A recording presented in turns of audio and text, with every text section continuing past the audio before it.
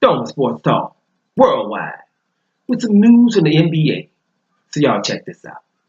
Well, we're getting down close. We're getting close. You know, we got a few more games and the playoffs going to come through, right? And then it's going to be on. It's so many storylines, so many teams that are doing well, overachieving, right? You know, Brooklyn, come on now. You weren't expecting that. Now, were you?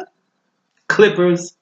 Are you kidding me? Where the Clippers are after trading Tobias Harris? Are you kidding me? I mean, it's just so many, things. Denver Nuggets fighting for first place in the Western Conference. I mean, things like that. Really? Right?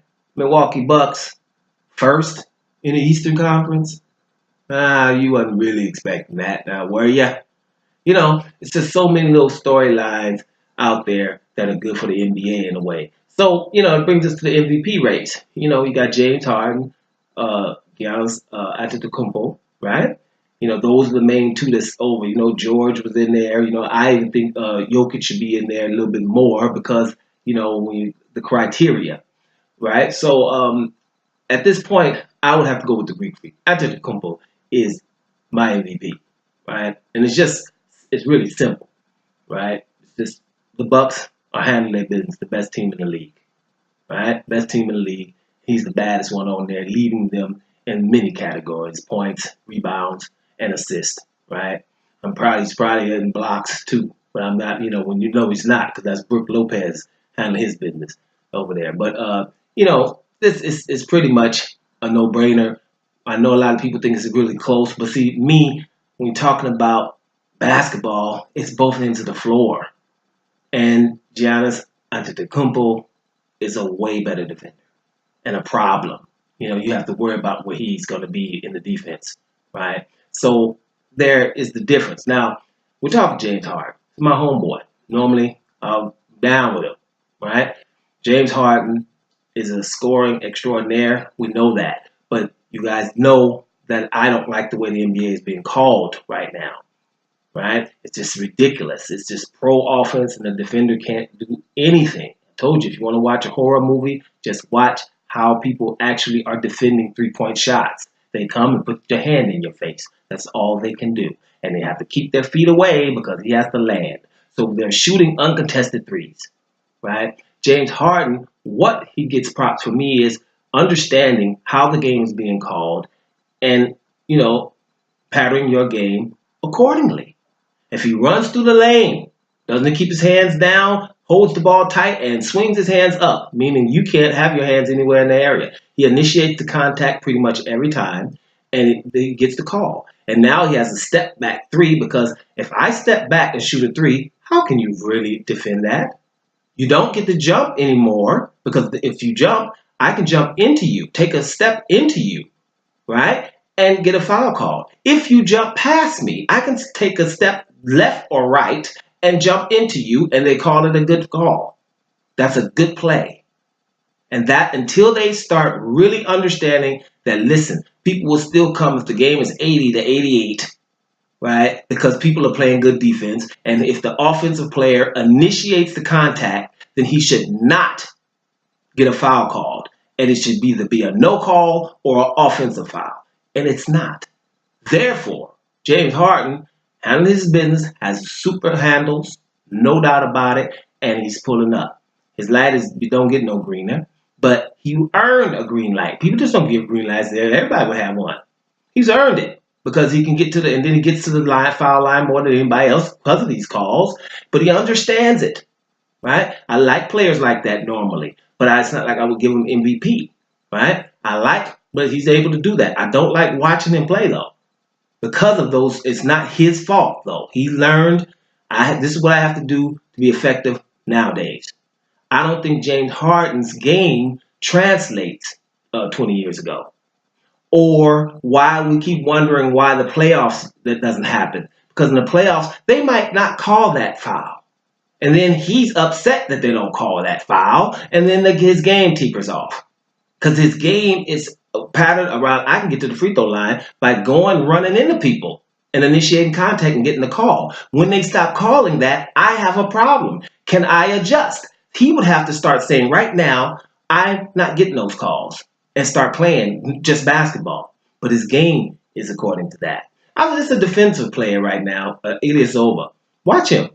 He's understood.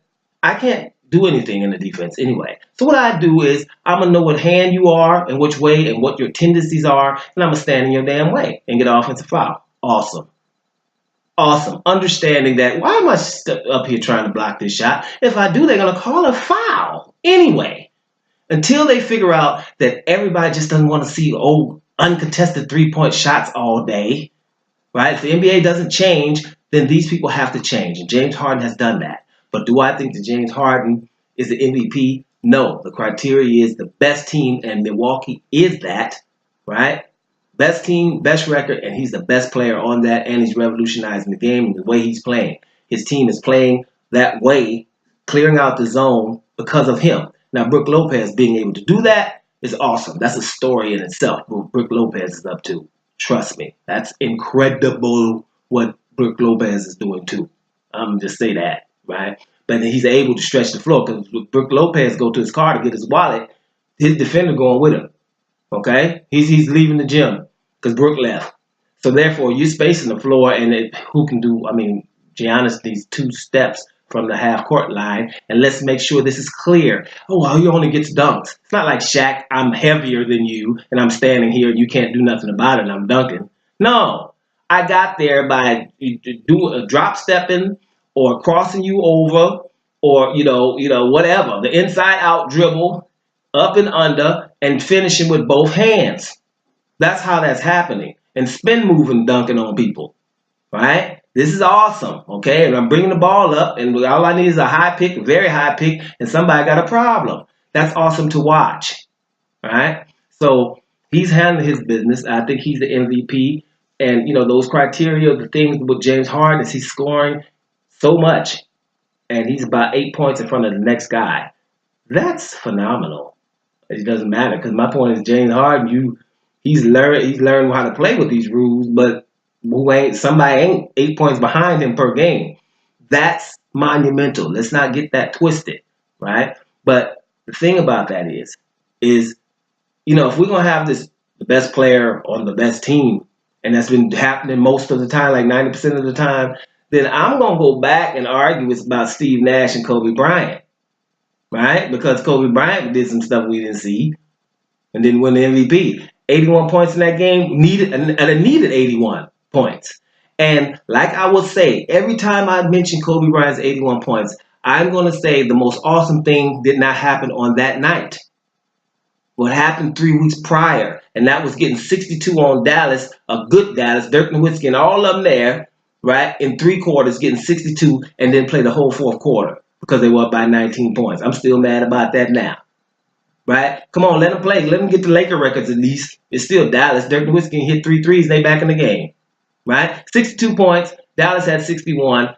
That was 3 weeks before the 81, which means he basically had 81 before.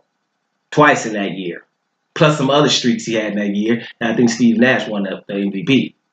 Right? Because his team had a better record. You see what I'm saying? And that was something we didn't see. Somebody 6'7" scoring 81 points? Get out of here. He didn't get MVP that year. Did he lead? I'm not sure. I'm not even going back looking at it, but he probably led the league in scoring that year. I'm not sure, though. But the 81 by 4 games of 50 and the 62, probably he was leading the league in scoring. So, if we're going to go with the best player on the best team, then, it's got to be Antetokounmpo. And we got to mention Jokic's name more often. Are y'all feeling that? Dome Sports Talk. Worldwide. And I'm up out of here. Greek Freak, baby.